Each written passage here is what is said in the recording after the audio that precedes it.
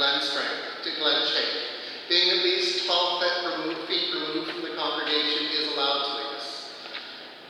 I honestly wish this wasn't a restriction, because singing together is one of the things I love. But it is a guideline that is set out, so I will ask you to follow. And so, shall we gather together with Eternal Father strong to save?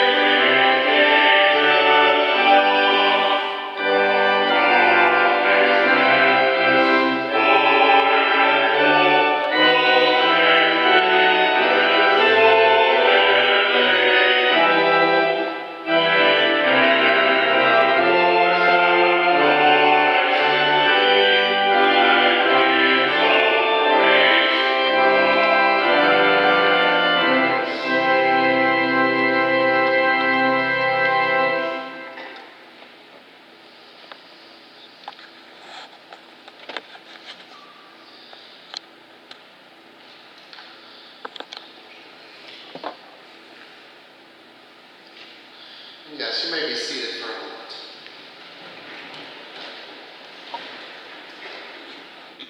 As we meet today, we gather to glorify God, whose power sustains the world. We remember those of thanksgiving who lived and died in the service of our dominion and nation. We ask God's help and blessing that we may be worthy of such sacrifice. So today we are called to remember. Let us gather remembering the courage, the devotion to duty, and the self-sacrifice of men and women in our armed forces. The toil, endurance, and suffering of those who are not in uniform. The support that was sent to those who are. And those who also came and stood by our sides. Let us remember those who were wounded in the fight. Those who perished in their homes. Those who fell in the battle. Those who remain forever buried at sea. We especially remember those whom we have known and loved, whose place is forever in our hearts. We dare to remember, too, those who were once our enemies, whose sons and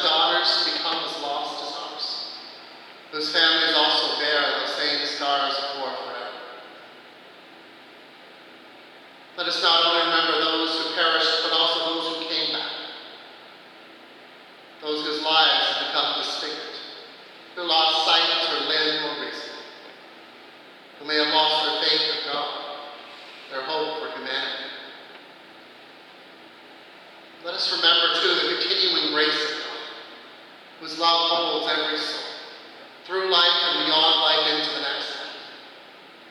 They shall not grow old as we who are left behind. Age shall not weary them, nor the years condemn. At the going down of the sun and in the morning, we will remember. And so I'm now going to invite the congregation to rise as you're able, as our wreaths are laid and the pipes cut. And we'll remain standing until the singing of the Ode to Newfoundland concludes our act of commemoration.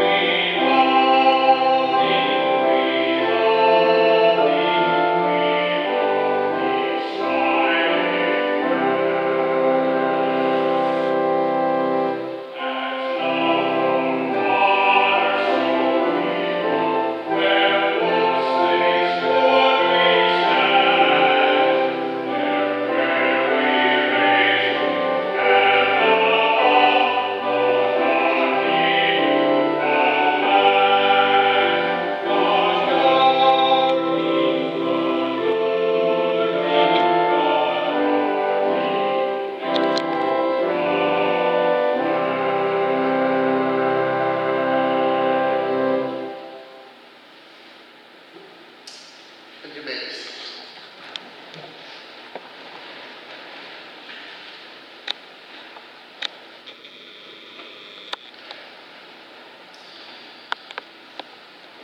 And as we turn to the Word of God, we are unfortunately dealing with another one of the restrictions we have in reopening, which is that we're not allowed to share microphones, which pretty much means if I'm going to do something from this microphone, no one else can. So I will be reading the scripture lessons as well now. Our first lesson this morning is coming from 1 Samuel chapter 7, reading verses 7 to 14.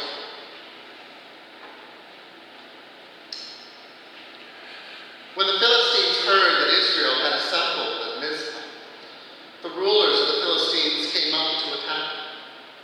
When the Israelites heard of it, they were afraid because of the Philistines. They said to Samuel, "Do not stop crying out to the Lord our God for us, that he may rescue us from the hand of the Philistines." Then Samuel took a suckling lamb and sacrificed it as a whole burnt offering to the Lord. He cried out to the Lord on Israel's behalf, and the Lord answered him. While Samuel was sacrificing the burnt offering, the Philistines drew near to engage Israel with battle. But that day the Lord thundered with loud thunder against the Philistines, and threw them into such a panic that they were routed before the Israelites. The men of Israel rushed out of Mizpah and pursued the Philistines, slaughtering them along the way to the point below Bethel. Then Samuel took a stone and set it up between Mizpah and Shem. He named it Ebenezer, saying, "Thus far the Lord has helped us." So the Philistines were subdued, and they stopped invading Israel's territory. Throughout Samuel's lifetime, the hand of the Lord was against the Philistines. The towns from Ekron to Gath that the Philistines had captured from Israel were restored to Israel. And Israel delivered the neighboring territory from the hands of the Philistines. And there was peace between Israel and the Amorites. And our responsive psalm you can find printed in your bulletin.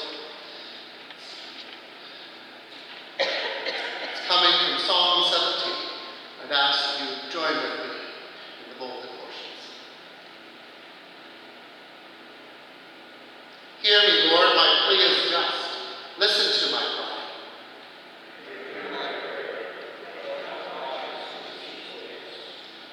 Let my vindication come from you.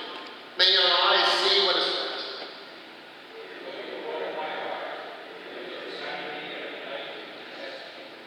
You will find that I have planned no evil.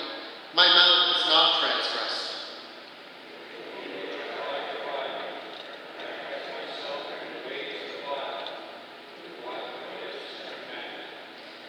My steps have held to your paths. My feet have not stumbled.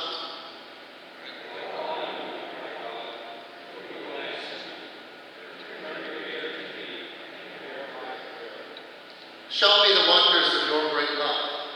You who save by your right hand, those who take refuge in you from their foes.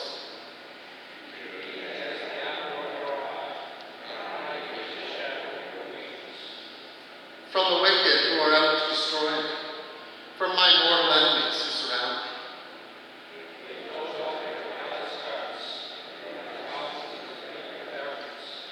They have tracked me down. They now surround me, with eyes alert to throw me to the ground.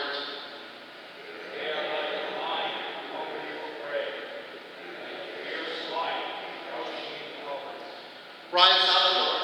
Confront them. Bring them down. With your sword, rescue me from the wicked.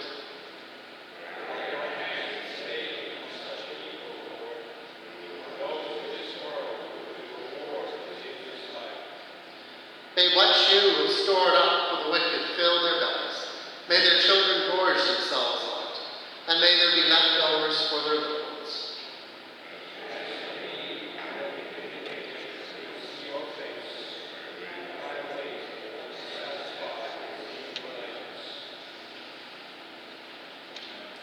Our New Testament lesson is coming from the Gospel according to Luke, reading in chapter 23, verses 26 to 31, which are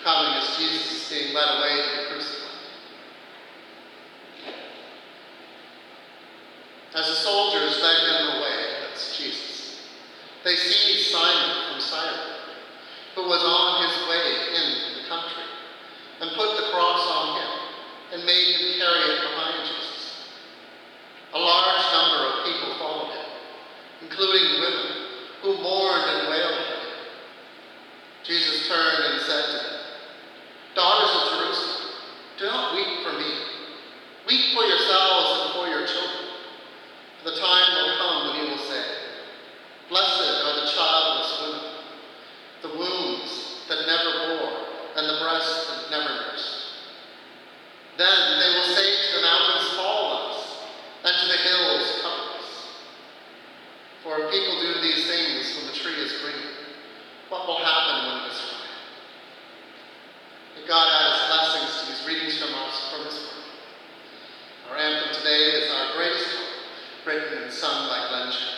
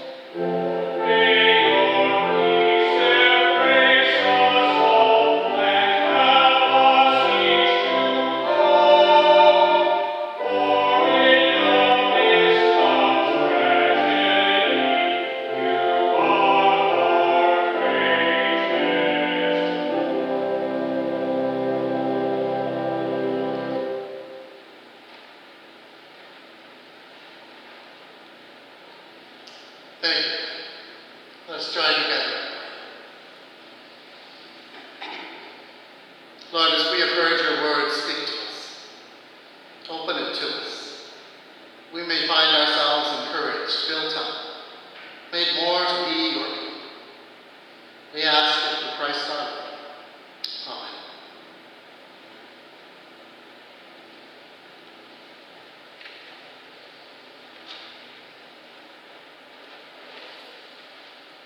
So in our reading, Samuel took up a stone and named it Ebenezer.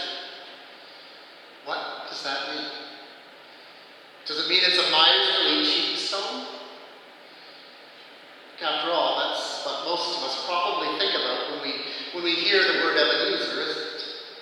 Bah humbug, the miser says throughout the Christmas cheer. Here I raise my Ebenezer, a hymn says. Does it mean we lift old Ebenezer Scrooge up in the air? Well, first off, Ebenezer is far older than Charles Dickens' use. It's quite literally what the Old Testament says it is when Samuel says he sat at the stone of help. This Ezer. Not that the stone really was any help, but rather the stone was a reminder of what happened in this place. In short, the Ebenezer stone, it's a memorial. More precisely, it's a war memorial.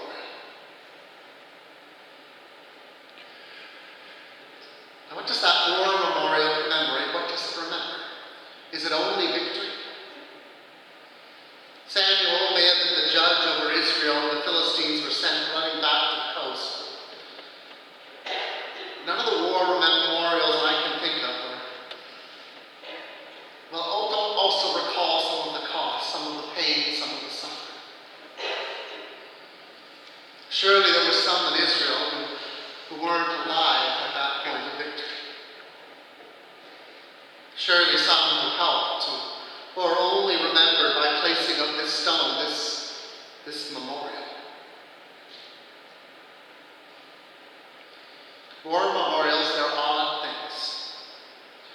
Most on some levels, they do proclaim a certain amount of national glory, yet they're also a reminder of the painful cost. One might even say a reminder not to take that cost too late. Thanks be to God, the Philistines were pushed back. And we remember God being with us in this Ebenezer, standing tall and proud. We remember what it cost, and we gladly live with that peace we now have with the Amorites, and have no plans for another war. War is not the better way. This Ebenezer, this stone of help, it reminds us the price is too high.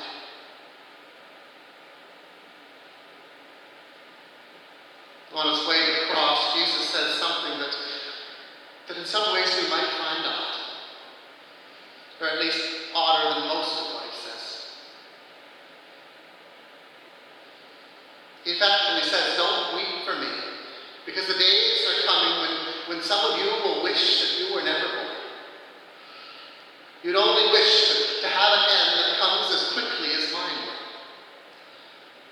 And it's a really odd statement for someone whose death is meant to be a cruel form of torture to make.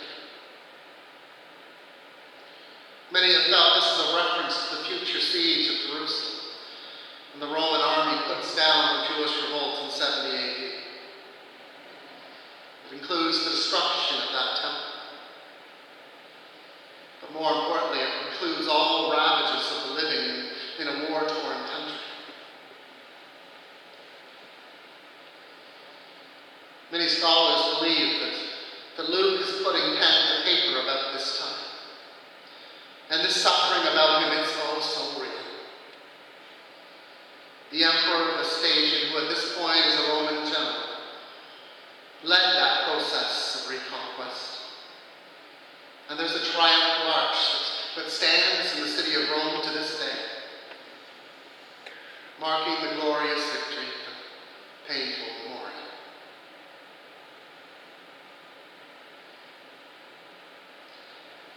It's often noticed when I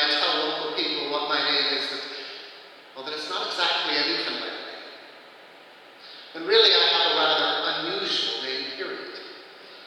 If I Google myself, most of the references actually are to me or my family. They're about things I've done or obituaries of family members.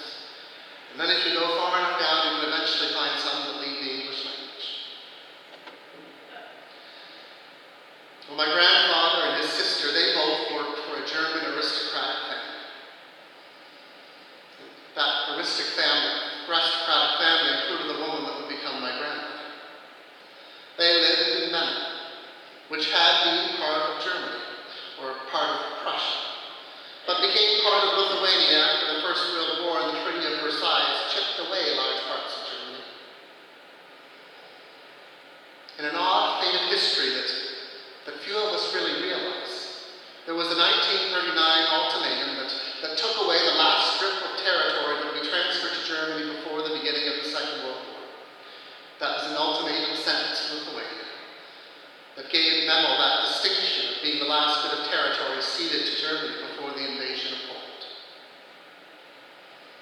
My grandmother was married at the time. A proud German whose husband enlisted because the wrongs of Versailles were at last being righted.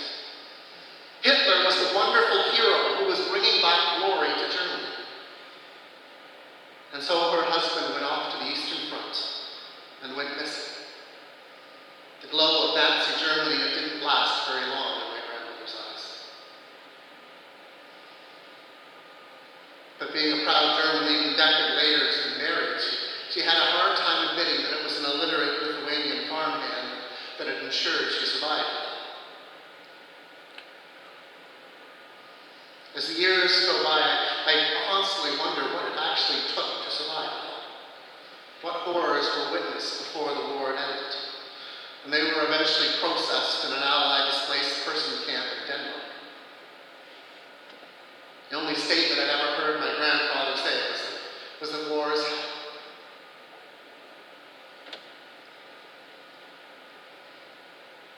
Evan Hatfield, the son of our Canadian astronaut Chris Hatfield, has taken to producing short documentaries on YouTube in a channel called Rare Earth. They tend to look at some sort of, they tend to elicit some sort of reflection on what the human condition is after watching. In one he titled, The Real Grave of the Fireflies, he tells the story of a young 6-year-old girl named Tomiko Hika, who lived in Okinawa in 1945. And you know the tone of this particular story is going to be dark. For near the beginning of what he begins to tell us, he speaks about her mother dying from illness, and her father stating as he carries her lifeless corpse from the house. She is fortunate, Tomiko. Fortunate that she doesn't have to be here for what is coming. Tomiko's father was a farmer.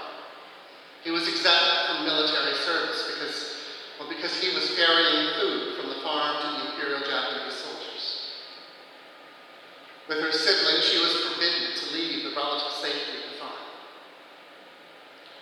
9 days into the Allied invasion, her father departed with a load of food and never came back. She never did learn what happened to her father. With many other refugees, the remains of her family began to flee. A 17 and 13-year-old sister, a 9-year-old brother, and Tomiko. None of whom had much knowledge of the world outside their little farm, let alone experience trying to survive in a war zone. In the nearby town, they came across a house that was so full of refugees that there wasn't room to squeeze 4 more children inside at all. So they found a little bit of space in a nearby cave. That night, a bomb destroyed the house, killing all that were inside. Her eldest sister instructed them they would only sleep in caves. It's a good idea. It's safe. The following day, they came across an infant, clutched to his dead mother, a hand reaching out. They didn't have the resources to take anyone in. In this land of death, as they marched around, They almost thought it was fitting for him to die with his mother. They kept walking. Years later, Domingo realized that they really walked in some sort of widest circle within the heart of the battle lines between American and Japanese forces, dancing their way through death and destruction that was all of them. Eventually, though, they did plot a course that took them far enough south that they reached the ocean. There was no cave to sleep in that night, so they dug a pit in the sand. It wasn't deep enough to sleep in the pit, but it was deep enough to sleep, to sit in. So tired and hungry, they slept back to back. When they woke, her brother had a small red hole in the side of his head. Adventurous and silly, he was the one person she loved most in the world. He was such a good boy. He stayed silent and let her sleep against him. Even as he died, he didn't wake her. They buried him on the beach. Her sisters told her, Domingo, remember Comiso. Comiso is where your brother is. If we survive, we'll have to come back and bury him properly.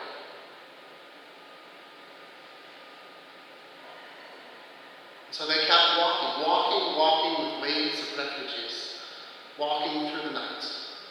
Domingo held her sister's breast to avoid being separated. When daylight came that morning, she saw that she was holding the wrong dress. She was now alone. She kept moving, searching caves to see if she could find some of her family. In the first cave she looked, she found an infant, the most adorable child she had ever saw. She pulled out a gumdrop she'd taken from a dead soldier and gave it to him. His mother, delighted at such kindness, asked if she wanted to join them in suicide. She could take it no more. Domingo said no more. She made the choice to keep living. Another cave had another brother with a different child. This child was screaming. Soldiers were in that cave too. Screams could attract the Americans. They told her if she couldn't quiet her child, they would kill both of them. The child kept screaming, so both were riddled with bullets. Domingo asked the soldiers if her sisters were there. They said no, so she moved on. Another cave had a soldier killing his wounded companions with a katana. Their moans might attract Americans, so they had to die. Domingo moved on. The next cave had a soldier who had lost his mind, and that really proved to be the most dangerous to her. When she called in, he came out wading ashore, screaming how she died for making such noise. He chased her to the edge of the cliff. In an instant, she thought, it's time to die. But as the sword went up to come down on her, the edge of the cliff gave out, and she fell and was caught in the branches of a tree.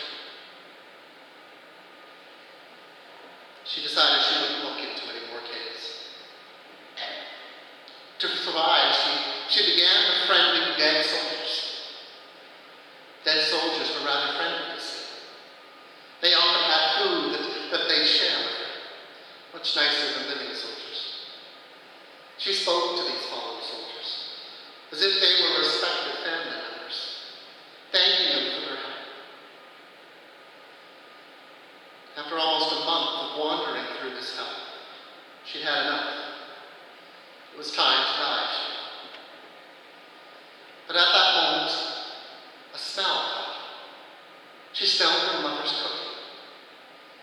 Miso soup. Hunger and curiosity lured her to follow that smell. She followed it into a tiny cave opening and worked her way in. And inside she found two elderly Okinawans in what had once been their pantry, but would become their tomb. The man had lost his arms and legs in the explosions. His wounds had begun to fester. The woman was blind. Grandmother and grandfather they became. And she was a good granddaughter. She helped change his bandages treat his wounds with salt. She helped find what grandmother needed to cook. It was closer to life that she'd known than anything she experienced for some time. But it wouldn't last. No sooner did this comforting rhythm began than a voice was heard. People of Okinawa, I am a second generation. Surrender to the Americans and you will not be harmed. Over and over. When the grandparents, they made the next choice for her. She would go. Grandfather had his shirt ripped and tied to a stick to make a little white flag. They forced her to go. Mustering all her courage, Tomiko raised up the flag and walked towards the noises she'd been running from for so long. The first American soldier she saw was carrying a sort of weapon she'd never seen before. He raised it up. The flag, it wasn't working. He pointed it right at her face and she knew she was going to die. I'm sorry, grandmother. I'm sorry, grandfather. The flag didn't work. There was a click. The photo that soldier took would stand as one of the more memorable ones of that campaign. A little girl with a hand hiding her face, holding up her white flag. A sort of symbol for Okinawans of what had happened there. The hard choices no child, no person should ever have to make.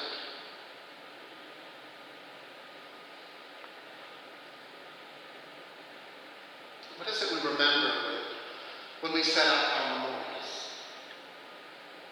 What help are we after when we raise up our Ebenezer? Maybe it's simply seeking the help of the one who helps carry us through it. Because we really can't bear this much pain. Lost and wandering, we need help. Here I raise my Ebenezer. Here thereby thy great help I call. And I hope by thy good pleasure safely to arrive at home. Jesus sought me when a stranger, wandering from the fold of God. He to rescue me from danger, interposed his precious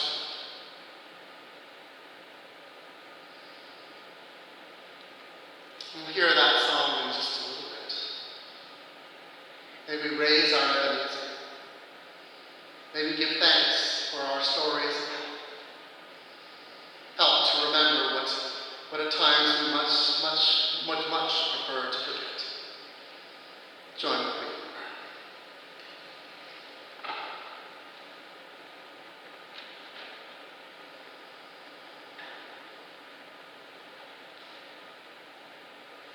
Lord, as we remember, as we celebrate acts of commemoration, we plant our Ebenezer, our stone of help, as we remember what at times we'd rather forget. As we ask for your help to see us through, your help to not have to live through such days. Be our guide and guardian, Lord. We ask it now and always. Amen.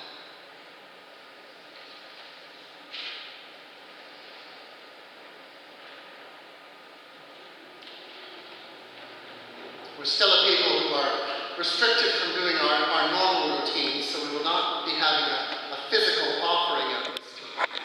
If you miss the receptacle by the entry of the church on your way in, it'll still be there on your way out. Although we are still encouraging anyone who is able to consider using an e-transfer or the Canada Helps link on our website as a way to limit our volunteers' need to contact cash. The psalmist does continue to remind us, let us give thanks to the Lord with all our being. In the company of the upright, let us honor God for the blessings and goodness we ever see. And so we give to God who gave us life, trusting that our gifts, what we give in his name, will spread life throughout the world. We give thanks to our God. Let us come together with our prayers of thanksgiving and intercession. Let us pray.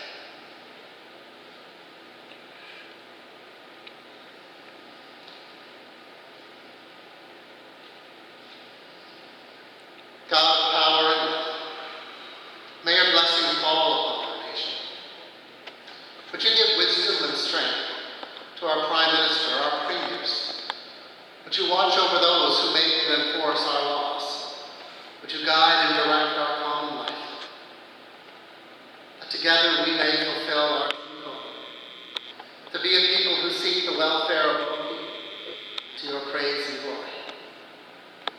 May the tree hugger and the walker, the hunter and the beacon, find their common humanity more compelling than their divisions, as we seek a society where competing needs are nurtured and respected.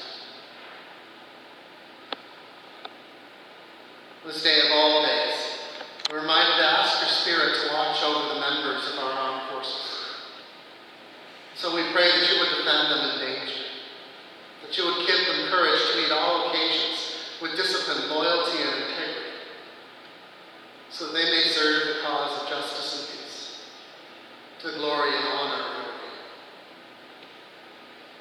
We ask your blessing among our young people. May they never know the horror of the flames of war, know the depths of cruelty to which men and women can sink. Grant that in their generation they may be simply faithful soldiers and servants of Jesus Christ, working to plant justice and peace, keeping swords firmly in their sheaths throughout their days. We ask that you would be with our friends and allies, and yes, with those whom we have called our enemies, all those who have suffered or are still suffering from war. Grant that your love may reach out to the wounded, the disabled, the mentally distressed, those whose faith and hope has been shaken by what they have seen or endured, and need assurance that a bright future will yet arrive. As we remember our own loss, we consider too those who are writing new chapters of horror in our world today, reminding us how slow we have been as humanity to learn the lessons of what the sword really brings. Would you send comfort to those who mourn the death of loved ones, who miss the camaraderie of friends, whether from yesterday or years before. May souls come to know a peace that was denied to far too many in life. Be present in those places where discontent is permanent and human dignity risks being trampled. Be with those who are homeless, those who are refugees, those who are hungry, those who have lost their livelihood and security. And teach us to pledge ourselves to comfort, support, and encourage others, that all may live in a world where evil and poverty are done away, and where human life reflects the radiance of your promise kingdom. Would you be present in your church throughout the world? By your Holy Spirit, draw the scattered flock of Christ into visible unity, and make your church a sign of hope in our divided world. Grant that we who bear your Son's name may become instruments of peace, bringing peace to our homes, our nation, our world. And now, rejoicing in the communion of the saints, we remember those whom you have gathered from the storm of war into the peace of your presence, and give thanks for those whom we have known, whose memory we treasure. May we yet be taught to live by those who learn to die, learning to seek justice, love kindness, and walk humbly with you, our God. And so we bring our prayers to you this day, praying as you once taught us to, by joining our voices together to say, Our Father, who art in heaven, hallowed be thy name. Thy kingdom come, thy will be done on earth as it is in heaven. Give us this day our daily bread. Forgive us our debts as we forgive our debtors. And lead us not into temptation, but deliver us from evil. For thine is the kingdom, the power, and the glory forever. Amen. The innocent reading from Living Faith can be found in the bulletin in your pews. And I'd ask you to join together with me as we read.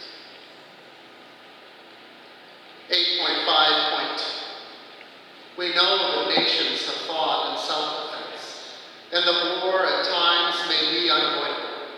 But the tragic evil that comes with war, the slaughter of men, women, and children, must rouse us to work for peace.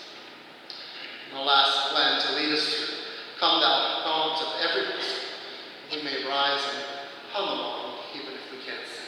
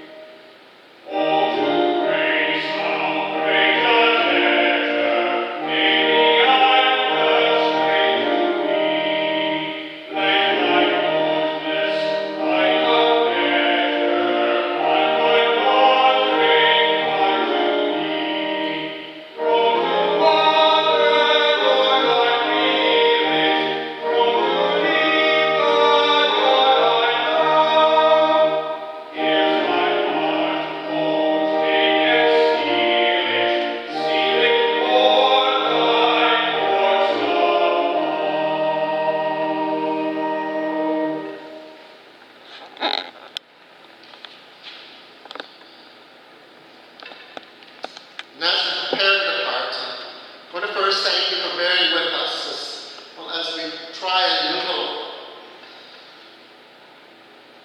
First, we had to quickly learn how to move our services to an all-digital format, and had to figure out how to do communion together and apart. And now we take the first steps to trying to be together with new public health regulations to follow. And we really do need your help and cooperation if we're going to stay open. And a part of that really means that there cannot be gatherings in the vestibule. If we do have people who are going to come in and do that, we're simply going to have to close again. There's no ways around that. It's simply a rule.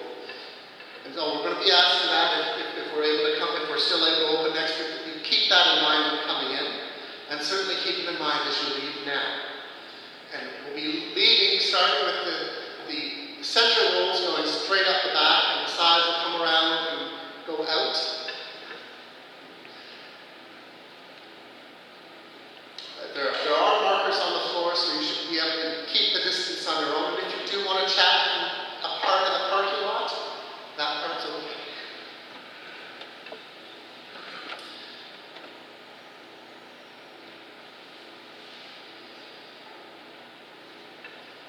And so to the God of the impossible, to that God we pray for justice, peace, and reconciliation. When the challenges seem too many, Lord, we ask you to remind us of your resurrection power. When the task it seems too overwhelming, remind us of the miracle of life. When apathy threatens to overtake us, remind us of your vision of a world made new. Help us to hope that the impossible may indeed happen. May we live lives as though it already has today. May the God who promises to transform swords into plowshares go with